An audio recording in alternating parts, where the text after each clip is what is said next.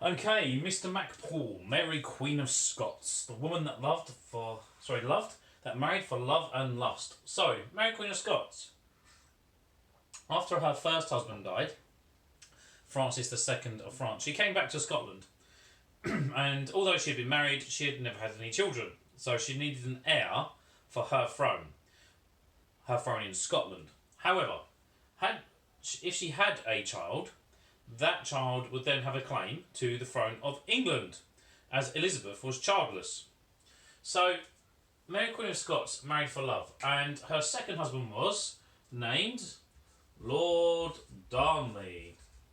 And in fact, he was a Stuart. Now, the fact that he was a Stuart should resonate with you, because you should really have an inkling or an idea that the Stuarts were the house that royal house that took over after the Tudors. Also, his great grandfather, like Mary Queen of Scots, was Henry Tudor, i.e. Henry VII, who was Elizabeth I's grandfather. So, everyone was interrelated. You know what the royals are like. They can't stop marrying each other, can they? But the point was, by marrying this Lord Darnley, it looked on the surface to be a good marriage. One, he was a Stuart. The Stuarts were a very powerful, noble family with claims to both the Scottish and the English throne. And secondly, his being a Stuart was extremely significant for Mary, because if they married, this would double the claim of her child. Double it. Because the child would be doubly descended from Henry VII.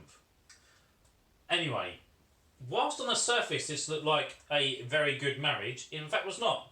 Because the problem was that Lord Darnley liked to drink. And I'm not talking about tea like I'm drinking now. No, he liked his alcohol a bit too much, okay? Which we know is bad. So he's an alcoholic. Secondly, he was bisexual. Now, I'm not going to discriminate against anyone who's bisexual, but his bisexuality and his willingness to maintain his bisexuality throughout his marriage, sexually, meant that he slept with both men and women while still married to Mary Queen of Scots. Thirdly, he was an abusive husband. He beat his wife in his drunken rages. So, not really a triple win for Mary Queen of Scots there. Now, Lord Darnley did something that really upset Mary Queen of Scots. He murdered a man called Rizzio. Now, Rizzio was Mary Queen of Scots' Italian secretary, and it is widely believed that they were having an affair. Rizzio made many enemies in Mary Queen of Scots' court because he was an Italian Catholic who was flagrantly having an affair with her. So Lord Darnley had him murdered. Now, as a consequence of that murder, but 1 year later, Lord Darnley himself was murdered. So Lord Darnley, his house was exploded with, well, gunpowder, dynamite.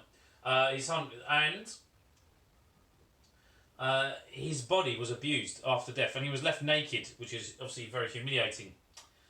Now, it is supposed that her third husband did this.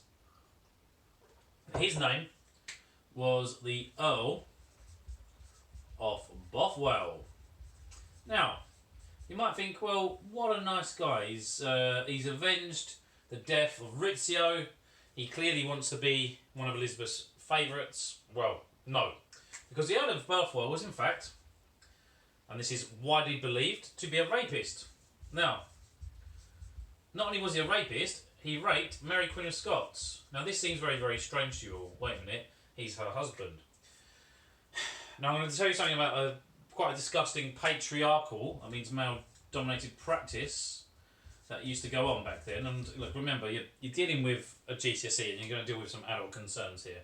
So, in order for men to secure marriage, sometimes they would rape their woman of intent, and in the Bible it says that you cannot have sex outside of marriage.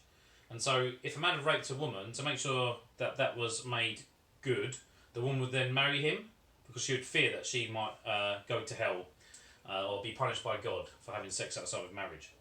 So, you can see that Mary Queen of Scots had a terrible, terrible relationship issue with men, with both her second and third husband.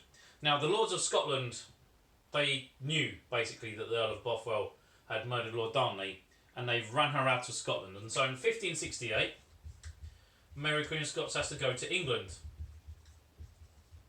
And that is why she went to England. That is why she abdicated, and she left her one-year-old son, who became James I of England, the first of the Stuart kings.